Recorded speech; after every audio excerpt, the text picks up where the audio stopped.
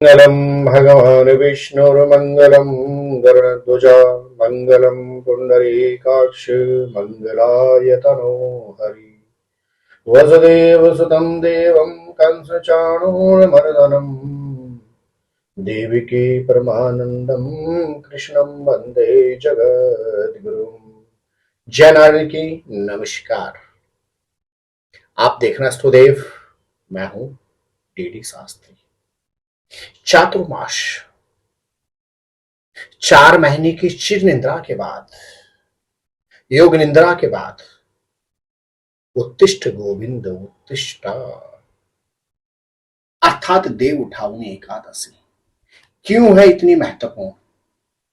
वर्ष 2024 में किस दिन देव उठावनी एकादशी का व्रत सुसंपन्न किया जाएगा, किस दिन से मांगलिक कार्य प्रारंभ होंगे और किस दिन तुलसी विवाह सुसंपन्न किया जाएगा। जी हां प्रिय दर्शकों, आपके मन में जो अनेकों क्वेश्चन है, इन सब का सही और सटीक जवाब लेकर हम आपके सामने उपस्थित हैं इस विशेष एपिसोड के माध्यम से। जी हां प्रिय दर्शकों, आषाढ़ शुक्ल पक्ष की एकादशी अर्थात देवसैनी एकादशी, आषाढ़ शुक्ल पक्ष की एकादशी के दिन श्रीमन नारायण भगवान विष्णु 4 महीने की अपनी योग निद्रा में लीन हो जाते हैं और सृष्टि का सारा भार भगवान शंकर को सुपूर्द करके चले जाते हैं।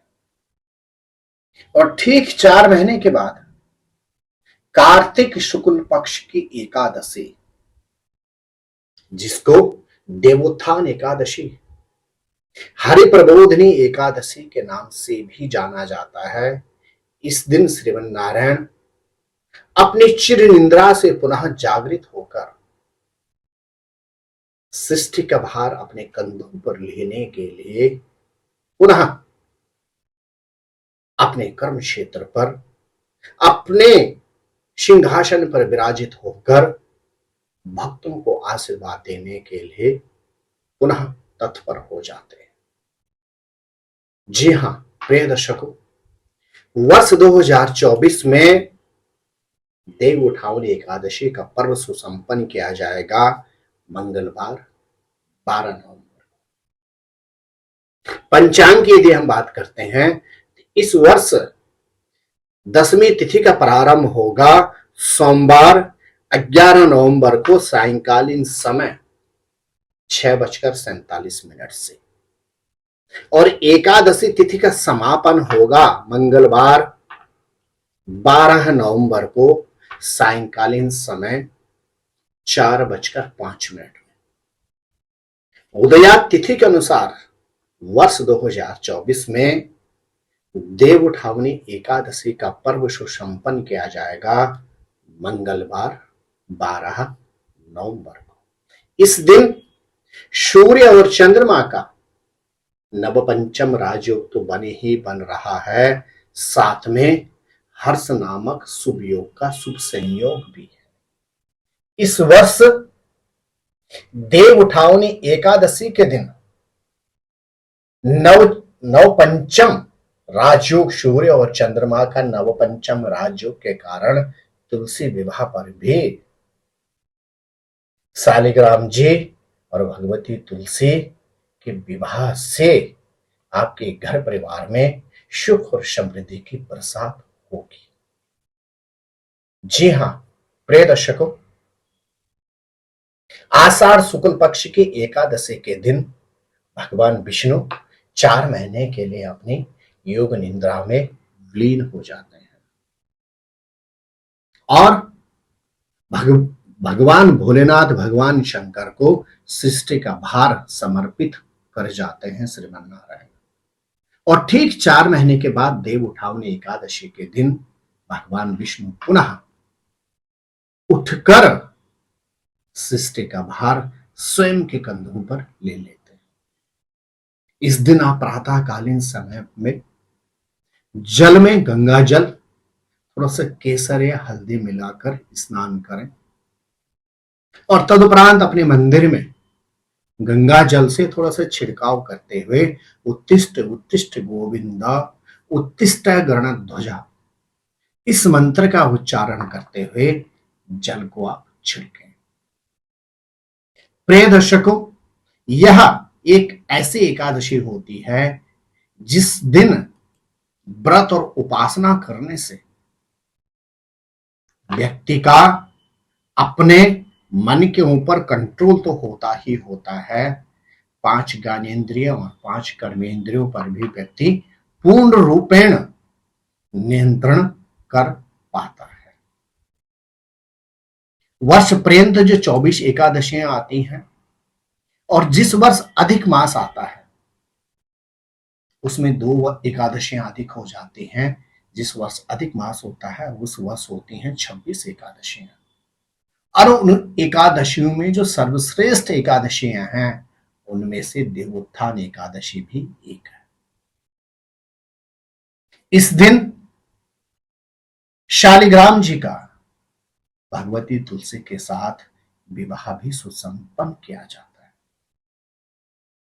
धर्मशास्त्रों के अनुसार कोई महापुरुष यदि इस दिन भगवती तुलसी के साथ भगवान शालिग्राम जी का यदि विवाह सुसंपन्न करता है तो उस व्यक्ति को कन्यादान के समान ही फल की प्राप्ति होती है। यदि उस तुलसी विवाह के दिन व्यक्ति अपनी संपन्नता के अनुसार भगवती तुलसी का श्रीमन शालिग्राम जी के साथ विवाह सुसंपन्न करता है तो व्यक्ति को जीवन में समस्त सुख सुविधाएं प्राप्त होने के अतिरिक्त मान सम्मान प्राप्त होने के अतिरिक्त अंत में श्रीमन नारायण के चरणों की सन्निधि भी प्राप्त होती है।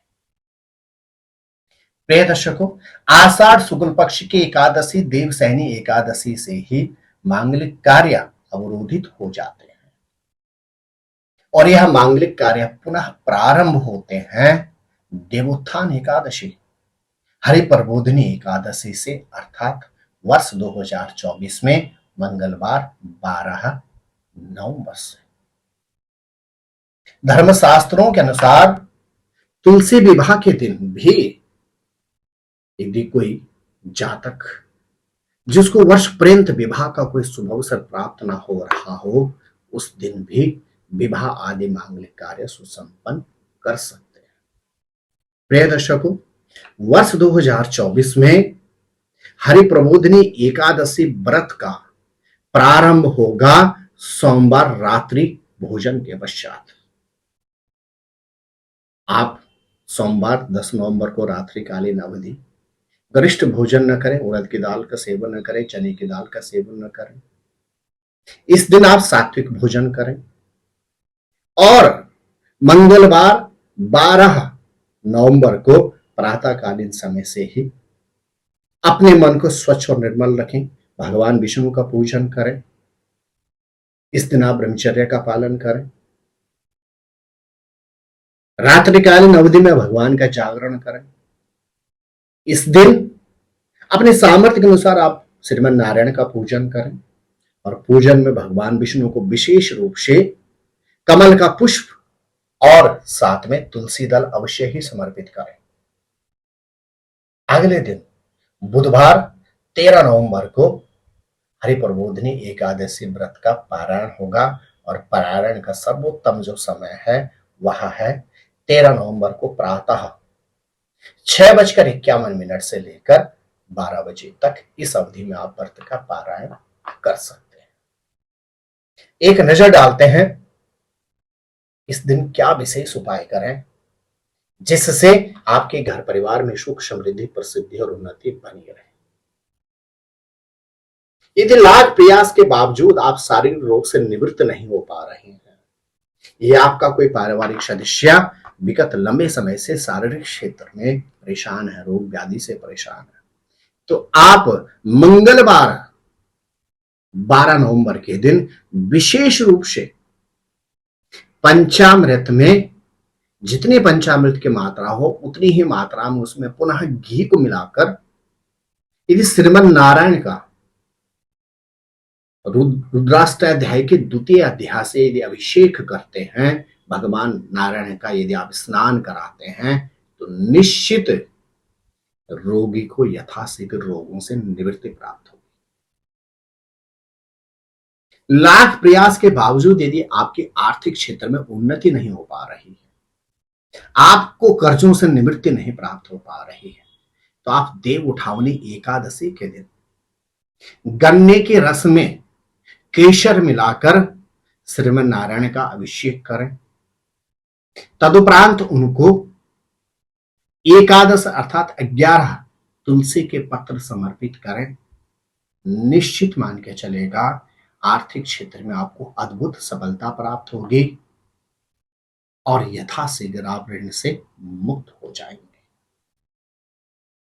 यदि आपके अथवा आपके संतति के विवाह में अवरोध उत्पन्न हो रहे हैं, तो आप तुलसी विवाह हरि प्रबोधिनी एकादशी के दिन सबसे पहले क्या करें, तुलसी जी के वृक्ष को बहुत अच्छी तरह से सजाएं,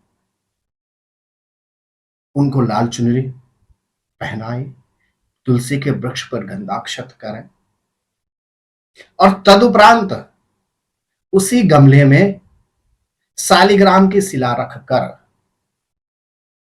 गंगा जल से उनका अभिषेक करें और अभिषेक करने के पश्चात उस तुलसी के वृक्ष की थोड़ी सी मिट्टी लेकर जिस व्यक्ति के विवाह में अवरोध आ रहे हैं उस मिट्टी से उनका तिलक कर दें। निश्चित मान के चलेगा यथाशीघ्र विवाह के अवरोध समाप्त होकर व्यक्ति का यथाशीघ्र विवाह हो जाएगा।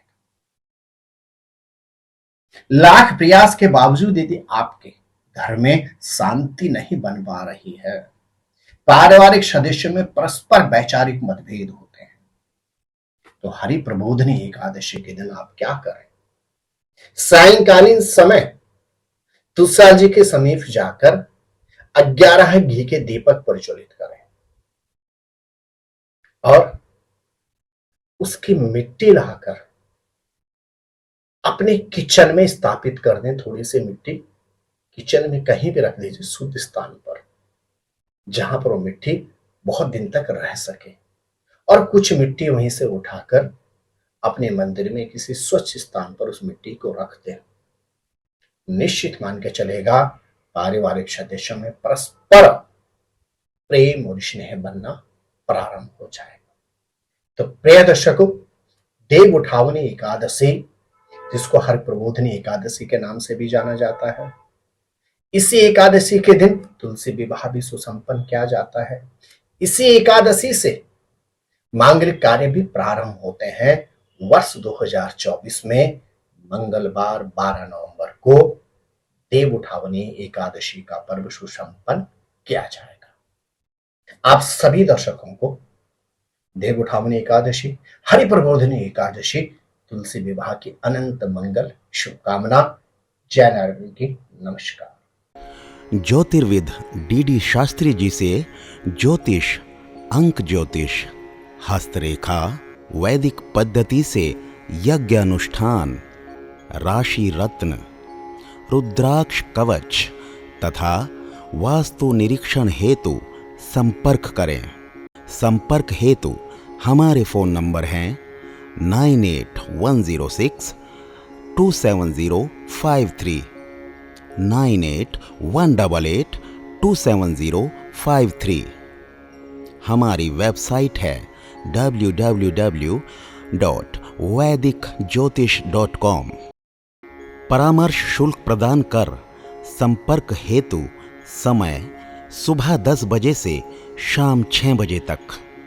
हमारे संस्थान में योग्य विप्रों के द्वारा समस्त वैदिक कर्म जैसे पूजा पाठ, यज्ञ, जप, हवन, जन्मदिन पूजन, नवग्रह शांति, ग्रह कलेश, काल सर्पदोष निवारण पूजन, व्यापार वृद्धि पूजन, विवाह संस्कार, भूमि पूजन, गृह प्रवेश, शिवार्चन, महामृत्युंजय जाप, बगलामुखी जाप आदि समस्त वैदिक कर्म सुसंपन्न किए जाते हैं।